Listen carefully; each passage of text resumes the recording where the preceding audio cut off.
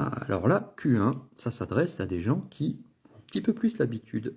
Alors faites attention, le Q peut être utilisé pour des transistors, néanmoins vous voyez que là, il n'y a que deux pattes. Le Q ici veut dire quartz, ok. Et c'est un quartz. Alors je vous rappelle, hein, les quartz on en a vu sur des cartes électroniques comme celui-là par exemple, mais sur d'autres cartes, voilà, ici, il y a deux pattes, donc c'est plutôt ce genre de composant-là qui est utilisé, donc c'est pas la version CMS en boîtier blindé.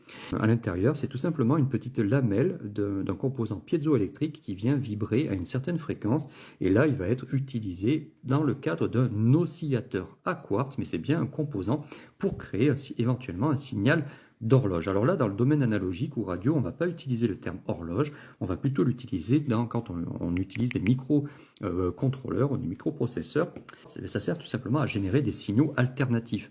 Et dans le domaine de la radio, dans le domaine numérique, on a besoin de beaucoup de signaux alternatifs pour faire soit des horloges, dans le cas d'un microprocesseur, d'un microcontrôleur, pour cadencer une machine d'état, une unité arithmétique et logique, et dans le cadre de radio, par exemple, c'est tout simplement pour créer des fréquences, ou du moins des signaux haute fréquence qui vont être après utilisés pour faire des porteuses